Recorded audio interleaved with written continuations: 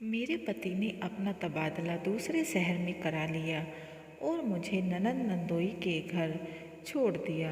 मेरी ननंद हर महीने मुझे एक बाबा के आश्रम में रात में ले जाती। फिर एक रात ननंद ने मुझे अकेले वहाँ छोड़कर वापस आ गई और उस रात बाबा ने जो मेरे साथ किया उससे मेरी रूह कांप गई। उन्होंने मेरे कपड़े जीजी के खत ने सारे राज खोल दिए थे। अब समझ में आया क्यों जीजी ने लिखा था कि ज़िंदगी में कभी किसी के जीवन को खिलौना मत बनाना और ना ही खुद कभी किसी के हाथों का खिलौना बनना। सुरभि जीजी की खुदकुशी की खबर ने मुझे झंझोड़ कर रख दिया था, क्योंकि जीजी कायर तो बिल्कुल नहीं थी, लेकिन जीजी खत में मुझे दुविधा में डाल दिया कि मैं उनकी खुदकुशी को ऐसे ही व्यर्थ कैसे जाने दूं। मैं सोफे पर चुपचाप उदास सा बैठा था, जबकि सुरभि जीजी को गुजरे करीब 2 महीने हो चुके थे। जीजी की याद आते ही मन में यादों का बवंडर मचने लगता है। जिस दिन यह खबर मिली कि जीजी ने खुदकुशी कर ली, कानों को विश्वास ही नहीं हुआ कि यह बात सच भी हो सकती है। शादी के बाद जीजी के 2-3 साल बहुत अच्छे बीते। जीजा जी और जीजी दोनों बेंगलोर में नौकरी करते थे। जीजा जी बैंक में मैनेजर हैं और जीजी स्कूल में टीचर थी। जब कभी भी 2-4 दिन की छुट्टी होती, वह दोनों हमारे यहाँ आ जाते। उन दिनों हम खूब घूमते फिरते, बाहर खाना, मूवी, शॉपिंग, इस तरह हंसते खेलते 2-3 साल निकल गए। एक दिन जब मैं ऑफिस से घर आया तो पता चला जीजी आई है। मैंने माँ से पूछा तो उन्होंने बताया कि वे अपनी सहेली से मिलने गई हैं। कह रही थी कि उससे कुछ ज़रूरी काम है। देर रात वो वापस घर आई। मेरी नज़र उनके चेहरे पर ठहरी तो लगा कि वे कुछ परेशान हैं और उनके चेहरे पर पहले जैसी खुशी नहीं है। वह सीधे अंदर अपने कमरे में चली गई। मुझे लगा शायद फ्रेश होने गई होगी, लेकिन जब बहुत देर गुजरने के बाद भी वो बाहर नहीं आई, तब मैं ही अंदर कमरे में चला गया। वे उदास चेहरा लिए बैठी थी। मैंने पूछा तो बोली, अरे कुछ नहीं भैया, लंबा सफ़र करके आई हूँ, उसी की थकान है। मुझे उनकी बातों पर विश्वास नहीं हुआ। मैंने कहा, जीजी सच कहूँ आप कुछ छिपा रही हैं, लेकिन आज आपका चेहरा आपका साथ नहीं दे रहा है। क्या बहन की शादी के बाद एक भाई इस लायक नहीं रह जाता कि वह बहन के मन की बात जान सके? इतने सुनते ही उनकी आंखों में आंसू बहने लगे। अब कुछ बताओगी या रोती ही रहोगी? मैंने उनके आंसू पोंछते हुए कहा, भैया भैया हमारी शादी को अब 6 साल बीत गए। इस बीच मेरी गोद नहीं भरी, इस कारण घर में रोज कलेश होने लगा है। पर इसमें आपकी क्या गलती जीजी?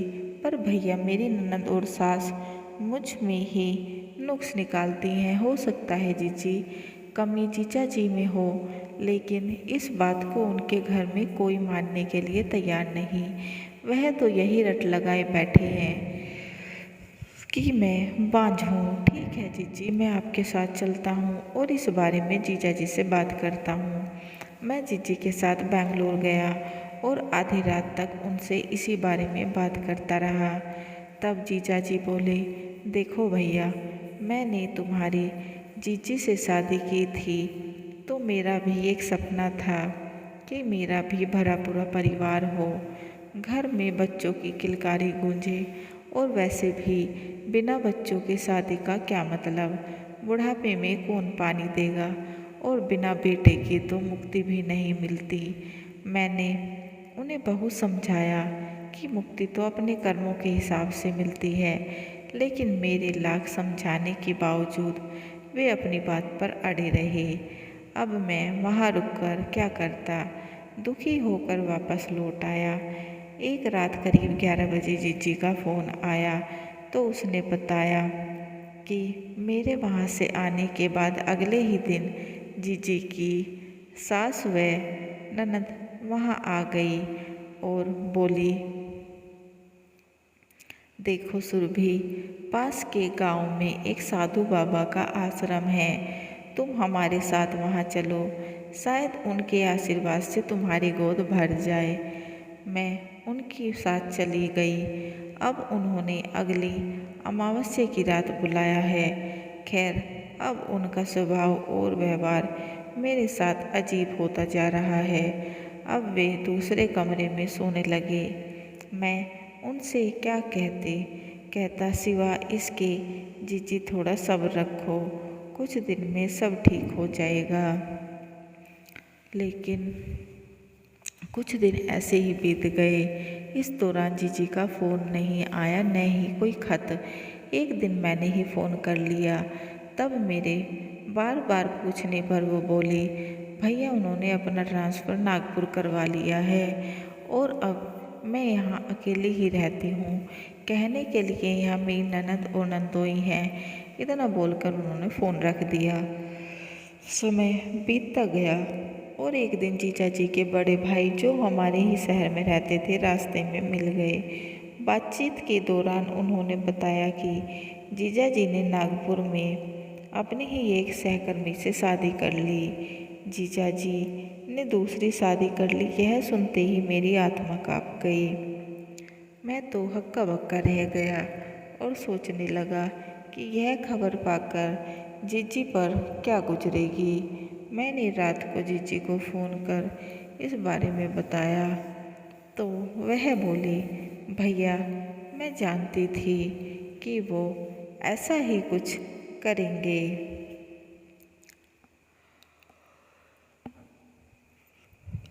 खैर, अब ये बात छोड़ो। अब तुम मेरी चिंता मत करना, अपनी शादी के बारे में सोचो। कोई अच्छी लड़की मिले तो जल्दी ही शादी कर लेना। भैया, अब मैं किसी तरह अपना जीवन काट लूँगी। पर जीजी अकेला पूरा जीवन। मेरी बात को काटते हुए वो बोली, और भैया अब एक बात ध्यान रखना, मेरा फ़ोन ना भी आए तो समझ लेना मैं अच्छी हूँ। उन्होंने रोते हुए फ़ोन काट दिया। 1 महीने बाद मेरी शादी पक्की हो गई। मेरी शादी में जीजी आई तो, लेकिन पूरे समय गुमसुम उदास रही। शादी पर उन्होंने मुझे जो तोहफ़ा दिया उसे मैंने सबसे अधिक अनमोल मानकर अपनी अलमारी में संभाल कर रख दिया। शादी के बाद मैं अपनी पत्नी के साथ हनीमून के लिए चला गया और वापस लौटने पर तुरंत मैंने ऑफिस ज्वाइन कर लिया। एक रात करीब 11 बजे फ़ोन की घंटी बजी। फ़ोन पुलिस स्टेशन से था। सुरभि नाम की महिला ने आत्महत्या कर ली है, आप जल्दी आ जाइए। यह सुनते ही मैं सन्न रह गया। माँ को साथ ले जाकर मैं बेंगलोर पहुँचा। जीजी का अंतिम संस्कार मुझे ही करना पड़ा। मैंने अपनी तरफ से जीजा जी को फ़ोन कर सब कुछ बता दिया था, लेकिन वह नहीं आए। जीजी की आत्महत्या के लिए सिर्फ जीजा जी ही जिम्मेदार हैं। उन्होंने जीजी को बहुत दुख दिए। वह बेचारी कब तक सहती। पहले जीजा जी को अलग कमरे में सोना, फिर उसके बाद बिना कुछ बताए चुपचाप ट्रांसफ़र करवा लेना और उसके बाद वहाँ जाकर दूसरी शादी करना। मैं बस जीजा जी को ही जीजी का अपराधी मानता हूँ।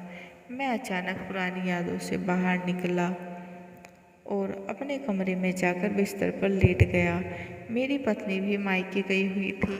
अकेलापन मेरे ऊपर हावी हो रहा था। तभी अचानक मुझे जीजी का दिया हुआ तोहफ़ा याद आया। मैंने जल्दी से अलमारी खोली और तोहफ़ा निकाला और खोलकर मैं हैरान रह गया। जीजी ने मुझे अपनी वह किताब दी थी जिसे वह कभी किसी को हाथ भी नहीं लगाने देती थी। मैंने उस किताब का पहला पन्ना पलटा। उस पर जीजी ने अपने हाथ से लिखा था, प्रिय भाई को शादी पर एक बहन का अनमोल तोहफ़ा। भैया, ज़िंदगी में कभी किसी के जीवन का खिलौना मत बनाना और न ही कभी खुद किसी के जीव हाथों की खिलौना बनना। तुम्हारी जीजी सुरभि उनके द्वारा लिखे शब्द पढ़कर मैं भावुक हो गया और किताब के अगले पन्ने पलटने लगा। तभी उसमें से एक कागज़ जमीन पर गिरा। मैंने उस कागज़ को उठाकर पढ़ना शुरू किया तो मेरी आंखें पथरा सी गई। वह की चिट्ठी थी, सिर्फ मेरे नाम ऐसा लिखा था। प्रिय भैया, सबसे पहले यह खत सिर्फ तुम्हारे लिए।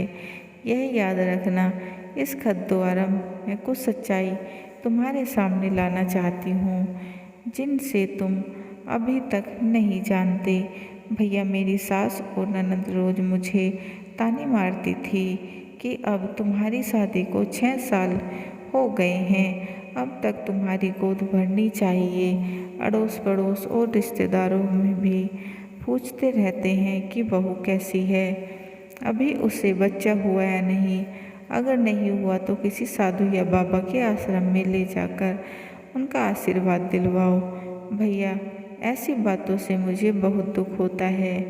उस पर यह घटना और मेरे साथ हो गई। हमारे पड़ोस में एक बहू की गोद भराई का कार्यक्रम था। मैं भी वहाँ गई।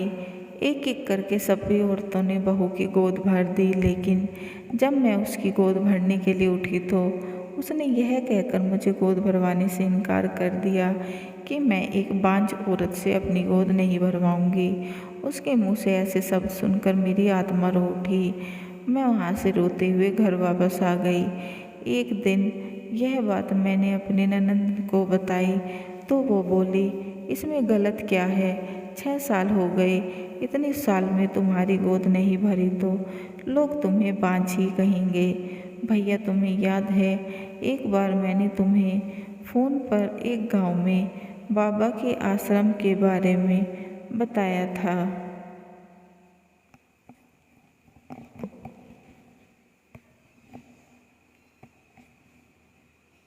भैया, पहली बार मैं वहाँ अपनी सास व ननद के साथ गई थी, तब वे बोली थी उन बाबा का आशीर्वाद पाकर कई औरतों को औलाद का सुख मिल गया है। तुम हमारे साथ चलो, हो सकता है उनके आशीर्वाद से कोई चमत्कार हो जाए। वह दोनों मुझे बाबा के आश्रम में ले गई। वहाँ बहुत से परेशान औरत व आदमी बैठे थे। बाबा एक एक करके सबको अपने पास बुला रहे थे। जब मेरा नंबर आया तो बाबा बोले, मैं तेरी परेशानी समझ गया हूँ, तेरे साथ कोई नहीं आया। मैंने इशारे से बताया कि मेरी ननद मेरे साथ आई है।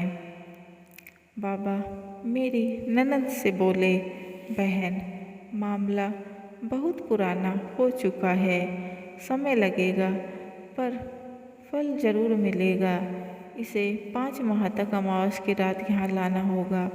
तंत्र मंत्र, पूजा पाठ और हवन आदि करने पड़ेंगे। ये सारे काम रात को अकेले में गर्भगृह में होते हैं। फिर उन्होंने मेरे गले में एक ताबीज बांधा और ननद से कहा, अब तुम इसे अमावस की रात को यहाँ लाना। बाबा के कहे अनुसार मैं ननद के साथ 4 महीने तक अमावस्या की रात बाबा के आश्रम जाती रही।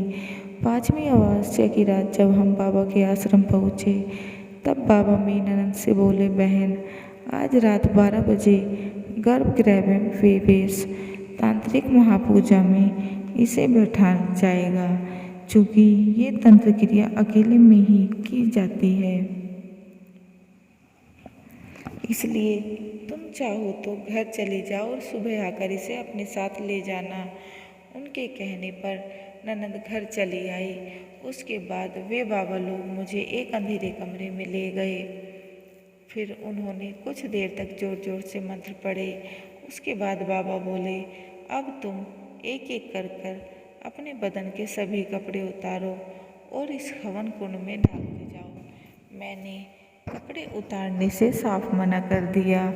तब पीछे से एक बाबा ने मेरे हाथ पकड़े और दूसरे ने मेरे साथ जबरदस्ती करना शुरू कर दिया। मैं बहुत चिल्लाई, लेकिन शहर से दूर सुनसान इलाके में मेरी आवाज़ सुनने वाला कोई नहीं था। मैं उनके सामने रोती गिड़गिड़ाती रही, लेकिन उस रात मेरी इज्जत तार तार हो गई। कई घंटे नोचने के बाद मुझे जंगल में पहाड़ी से नीचे फेंकना चाहते थे, लेकिन बहुत संघर्ष करके मैं वहाँ से अपनी जान बचाकर भाग गई।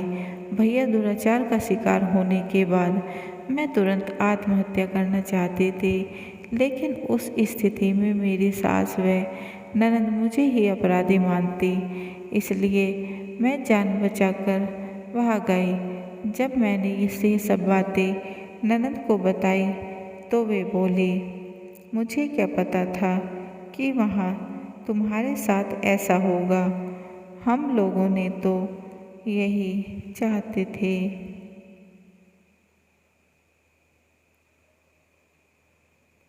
कि तुम्हें औलाद का सुख मिल जाए और मेरे भैया को उनका वंश चलाने वाला मिल जाए। जब मेरी सास को इस घटना के बारे में पता चला तब वे बोली, लगता है मेरे नसीब में मेरे मरने के बाद भी मुझे पानी देने वाला नहीं है। भैया अब तुम ही बताओ, ऐसी दागदार जिंदगी जीकर मैं क्या करूं? तुम्हारे जीजाजी ने मेरे जीवन में जो अकेलापन भर दिया उससे मैं तंग आ चुकी हूँ, इसलिए सोचती हूँ कि खुदकुशी कर लूँ। भैया याद रखना, ये चिट्ठी सिर्फ आपके लिए है, इसलिए इसका जिक्र कभी किसी से मत करना, पुलिस से भी नहीं।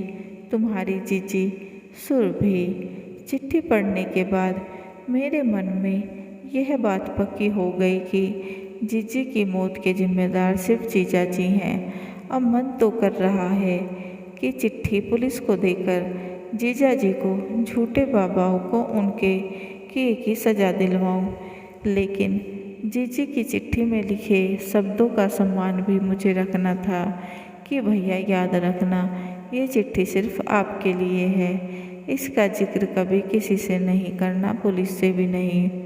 मैं परेशान कशमकश में पड़ा हूँ कि क्या करूँ। क्या जीजी की आत्महत्या को ऐसे ही व्यर्थ जाने दूँ?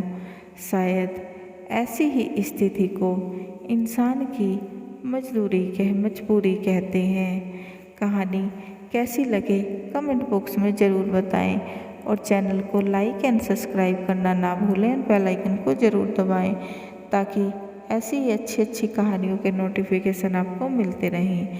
And please guys support my channel. समाप्त।